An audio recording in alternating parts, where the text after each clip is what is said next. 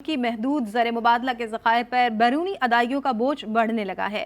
पाकिस्तान के पास सिर्फ 6 अरब डॉलर्स खजाने में हैं और अदायगियाँ करनी है 9 अरब डॉलर्स की। जनवरी के आगाज में पाकिस्तान को 1 अरब डॉलर से ज़ायद कर्जों की अदायगी करनी है। इस तरह से 3 माह में पाकिस्तान को कमर्शियल कर्जाजात की मद में 2 अरब डॉलर्स देने हैं। अब इस वक्त पाकिस्तान की जो मुआशी सूरत हाल है वो इंतहाई गंभीर है। ज़र मुबादला के ज़खायर पर बैरूनी अदायगियों का बोझ बढ़ने लगा है। पाकिस्तान के पास सिर्फ 6 अरब डॉलर्स खजाने में हैं और अदायगियाँ करनी है 9 अरब डॉलर्स की। जनवरी के आगाज में पाकिस्तान को 1 अरब डॉलर से ज़ायद कर्जों की अदायगी करनी है। इस तरह से 3 माह में पाकिस्तान को कमर्शियल कर्जाजात की मद में 2 अरब डॉलर्स देने हैं। मुल्की ज़र मुबादला के ज़खायर पर बैरूनी अदायगियों का बोझ बढ़ने लगा है। जी हाँ, पाकिस्तान के पास सिर्फ 6 अरब डॉलर्स खजाने में हैं और अदायगियाँ करनी है 9 अरब डॉलर्स की। जनवरी के आगाज में पाकिस्तान को 1 अरब डॉलर से ज़ायद कर्जों की अदायगी करनी है। 3 माह में पाकिस्तान को कमर्शियल कर्जाजात की मद में 2 अरब डॉलर्स देने होंगे। मुल्की ज़र मुबादला के ज़खायर पर बैरूनी अदायगियों का बोझ मजीद बढ़ने लगा है। पाकिस्तान की मौजूदा मुआशी सूरत हाल पर बात करने के लिए हमारे साथ मौजूद हैं डॉक्टर नूर फातमा और जनाब खालिद नवाब साहब।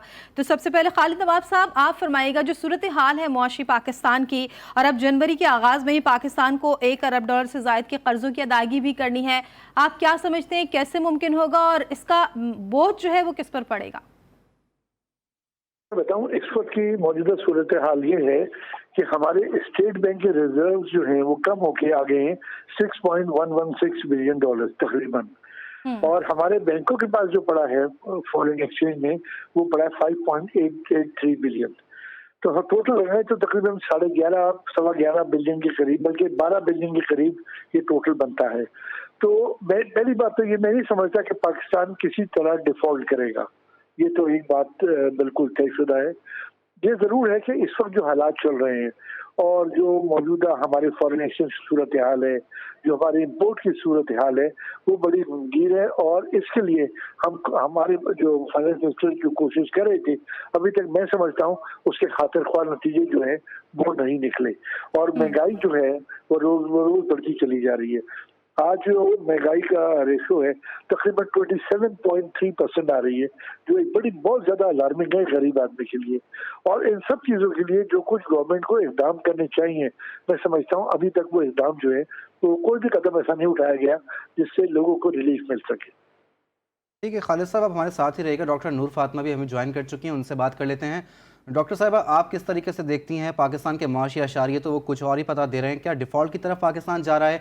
क्योंकि 9 अरब डॉलर्स की जो है वो अदायगियाँ करनी है और ख़जाने में सिर्फ 6 अरब डॉलर्स ही मौजूद हैं।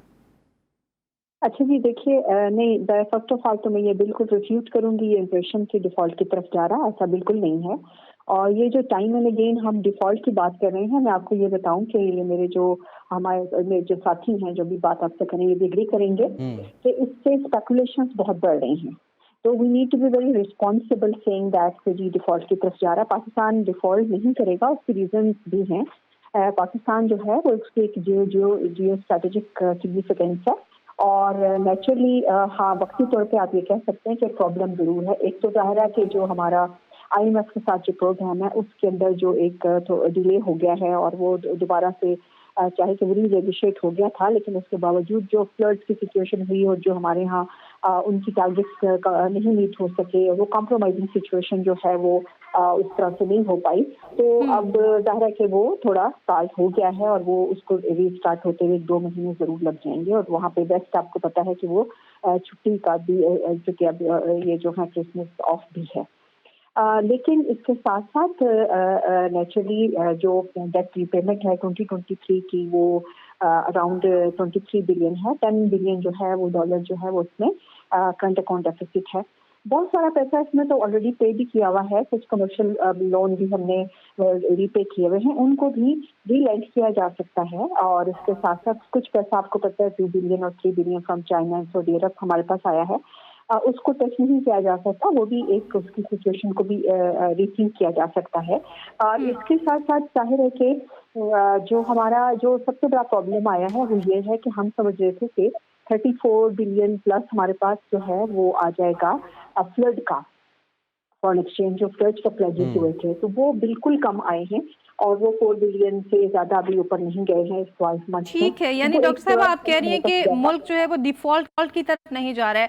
खालिद साहब, जिस तरह से कहा जा रहा है कि मुल्क डिफॉल्ट की तरफ नहीं जाएगा, तो ऐसा क्यों नजर नहीं आ रहा है? लेकिन जो सूरत हाल है वो इसके बरक्स है, और इसाकदार साहब भी कहते हैं ऐसा नहीं होगा। आप क्या सजेस्ट करेंगे, क्या इक़दामात होने चाहिए ऐसे कि मुआशी सूरत हाल बेहतर हो सके, क्योंकि आवाम तो काफी परेशान है इस महंगाई में?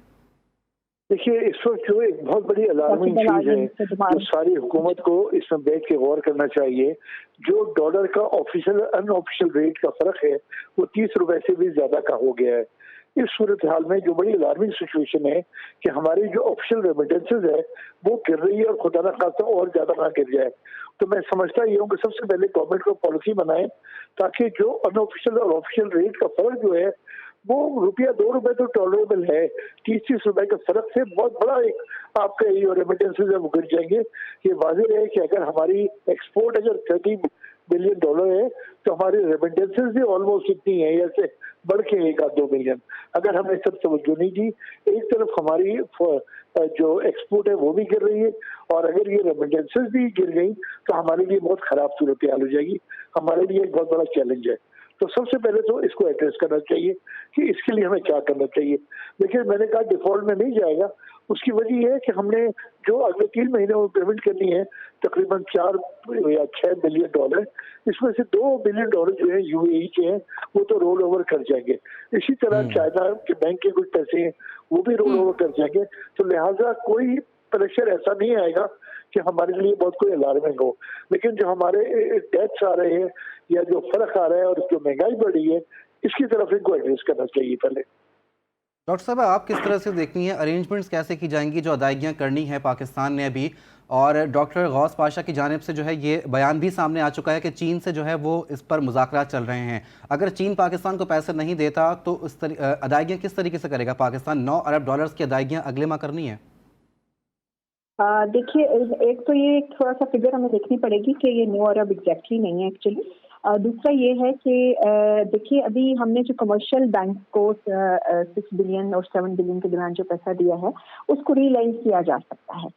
दूसरा, चाइना से हमारी नेगोशिएशन हो रही है, सऊदी अरब से नेगोशिएशन की जा सकती है कि जो पैसा हमारे पास है और जिसको हम टैक्स नहीं कर सकते हैं, अगर उसको किया जाए तो उसकी क्या हाल होती है। इसके साथ साथ आई होप सो कि IMF के साथ कीपिंग इन व्यू ऑफ हमारी जो सिचुएशन कैटास्ट्रॉफिक रही है फ्लड की, और उसकी वजह से जो प्रॉब्लम्स आई हैं, जो हम टारगेट मीट नहीं कर पाए हैं, उसके ऊपर वो जो एक आ गया है सिलसिला, वो जो जाना चाहिए दोबारा से, और वो मेरा ख्याल है IMF से रिस्टोर होगा। लेकिन ये 1-2 महीने की बात बिल्कुल है, टफ है मार्च तक, लेकिन इसका मतलब ये नहीं है कि डिफॉल्ट करेगा। इसमें सबसे जो मेरा ख्याल प्रैक्टिकल चीज है for the government to do is के सबसे पहले फेयर सिचुएशन जो है उसको लोगों के सामने रखना चाहिए कि what is the actual situation. ठीक है, जो सिचुएशन है करंट उसको सामने रखकर जो है डिसीजन लेने की ज़रूरत है। डॉक्टर नूर फातिमा साहब हमारे साथ मौजूद थी, और जनाब खालिद तवाब साहब, आपका बहुत शुक्रिया।